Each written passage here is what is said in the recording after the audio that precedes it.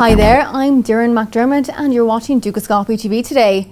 Now, the financial crisis has led to an increased demand for regulations of firms and transparency in the financial markets. I'm joined today by Simon Lovett and Murali Thillaivasan from CAPCO.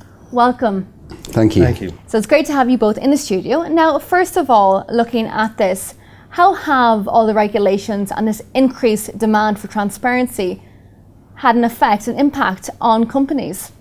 What we've found is that demands for transparency in regulation and in the tax world largely equate to data management exercises for banks.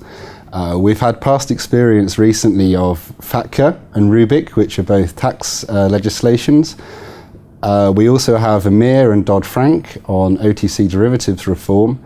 Just a couple of examples of transparency issues that have caused problems or significant projects for banks. We've also found within the scope of that landscape that banks have initially taken an ad hoc approach to solving each of these problems, and looking at each sort of tax regulation one by one and trying to solve each one independently. With the volume of the changes coming through, we're seeing that banks are stepping back and taking a much more holistic approach towards the tax regulations that they're facing. They're looking at things in much more broad scope. So rather than focusing on a particular segment or a particular nationality or residence group, they're looking at the profile of clients across their book of business as well as their ongoing new businesses.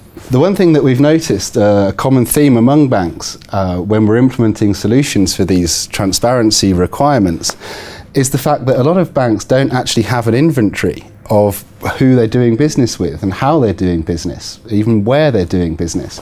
So I think the first step for a lot of banks is actually to work out what their current situation is. Who are they doing business with and why are they doing business with those people?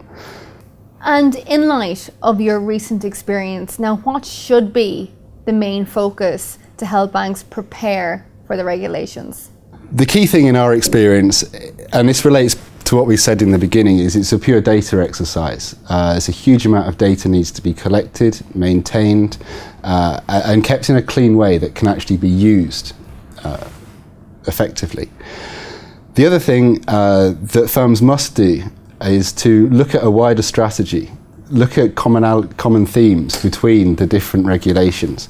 So if we take Rubik and FATCA, we have two pieces of legislation that have very significant crossovers in terms of classifying your clients, in terms of procuring transaction data for authorities. And I think by looking at the commonalities, firms can position themselves and set a strategy that's actually quite appropriate and can leverage off previous work that's been done.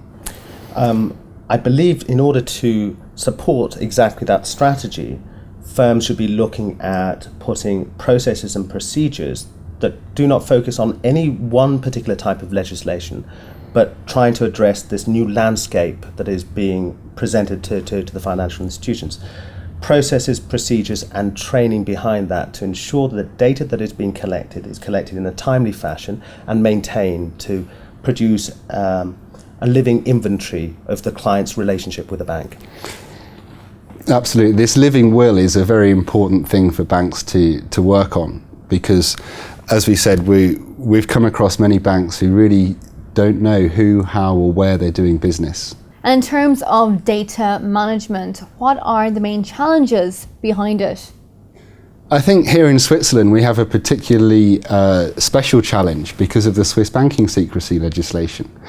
It makes it very difficult for banks to physically compile the two sides of the data sets, the CRM and the client data with the transaction data that authorities are demanding.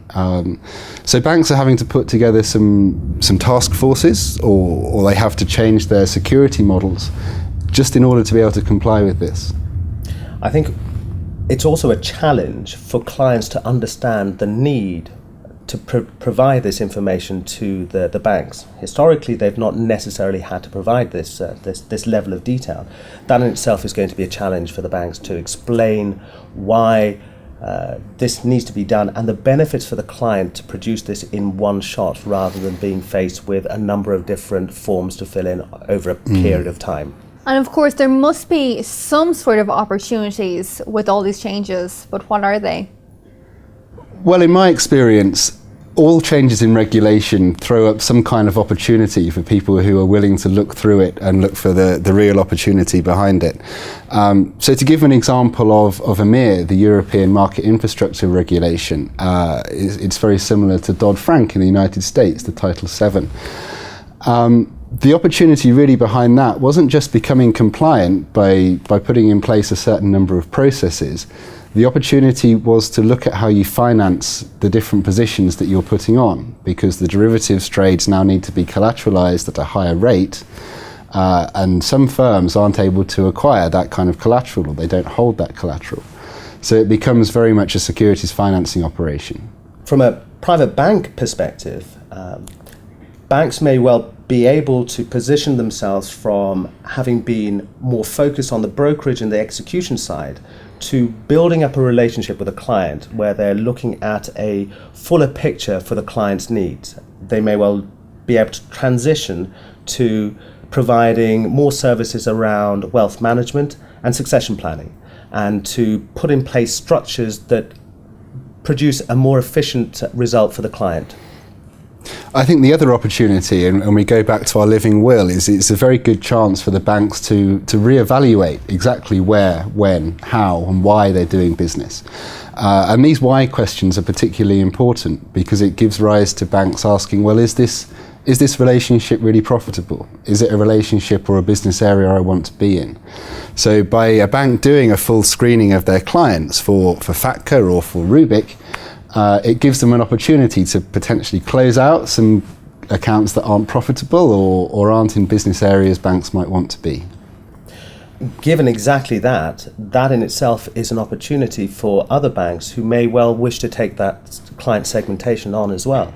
So for buyers, there may well be opportunities where banks realise they no longer want to continue in that segment because of the cost of doing business, the cost of the new regulations coming into place. So that's an opportunity for some perhaps more larger organisations. Exactly, and all of this ties together because effectively what all this regulation is doing is forcing banks and management of banks to have better oversight of risk, and that can only be a good thing. Thank you both very much. Thank you. Thank you. And thank you for watching Dúchascalpaí TV. Now do stay tuned as we have plenty more interviews just like this one heading your way very soon. Goodbye for now.